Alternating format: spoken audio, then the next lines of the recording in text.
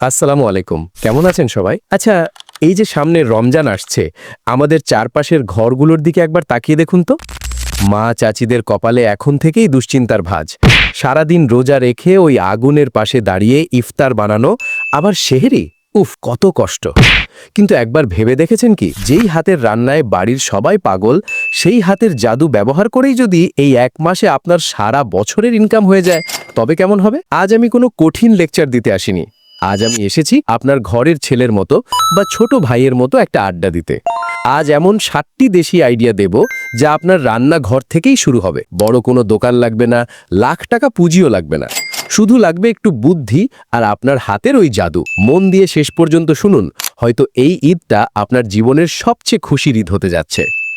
প্রথমেই বলি শরবতের কথা। ইফতারে দামি দামি কোল্ড ড্রিঙ্কস খেয়ে আমরা আমাদের শরীরের 12টা বাজাই, অথচ আমাদের খালারা যখন বেলের শরবত বা তোকমা মিষ্টির শরবত বানায়, ওটার স্বাদই আলাদা।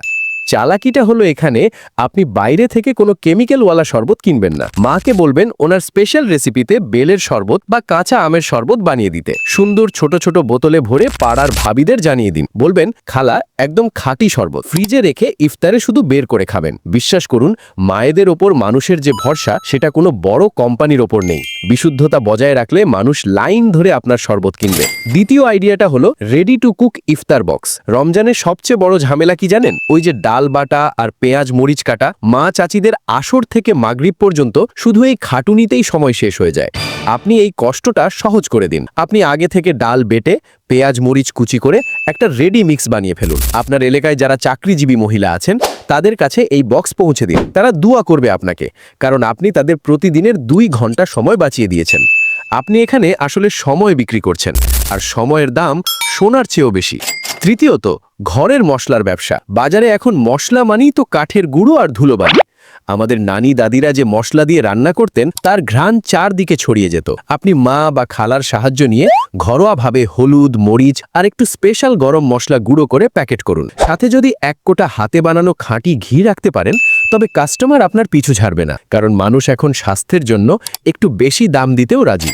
চতুর্থত, ঈদ সালামি বা গিফট কম্বো প্যাকেজ। ঈদের আগে বাজারে সেমাই চিনি কিনতে গিয়ে আমাদের আব্বা বা ভাইদের গলদ ঘর্ম অবস্থা হয়। একটা সুন্দর বেতের ঝুড়ি নিন, তাতে ভালো মানের লাচ্ছা সেমাই, চিনি, কিশমিশ আর বাদাম গুছিয়ে একটা সেট বানান।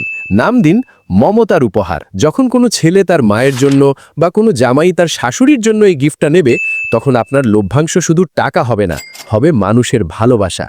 মানুষ এখন কষ্ট করে আলাদা আলাদা জিনিস না কিনে এরকম গোছানো প্যাকেজ বেশি পছন্দ করে। পঞ্চম আইডিয়াটি হলো ব্যাচেলার বা মেসের ছাত্রদের জন্য ইফতার মিল। শহরে কয়েক লাখ ব্যাচেলার থাকে যারা হোটেলের বাজে খাবার খেয়ে রোজা রাখে। তাদের জন্য ইফতার মানেই একরাশ বিষণ্ণতা। আপনার ঘরের রান্না করা ছোলা, মুড়ি, পেঁয়াজু আর হালিম একেবারে ঘরোয়া স্বাদে ছোট ছোট প্যাকেজ বানান। মেসগুলোতে বা ছোট ছোট অফিসে মাসিক চুক্তিতে ইফতার সাপ্লাই দিন। তারা হোটেলের চেয়ে আপনার ঘরোয়া খাবারকে মাথায় তুলে নেবে।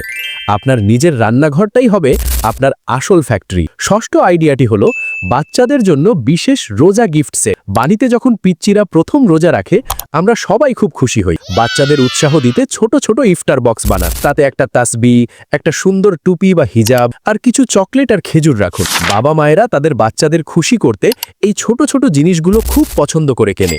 এটা একটা আবেগের ব্যবসা, যেখানে বরকত অনেক বেশি। সব শেষে 7 নম্বর আইডিয়া হলো তারাবির পরের স্পেশাল চা বা কফি কর্নার। ইফতারের পর মানুষের শরীর একটু ঝিমঝিম করে, তখন 1 কাপ কড়া চা বা কফি যেন প্রাণ ফিরিয়ে দেয়।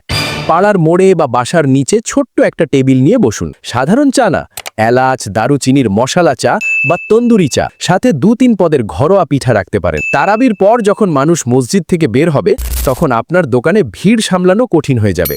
বন্ধুরা, এতক্ষণ যে 7টা আইডিয়া দিলাম, এগুলো কি খুব কঠিন? একদমই না। কিন্তু কেন সবাই করতে পারে না? কারণ মানুষের লজ্জা।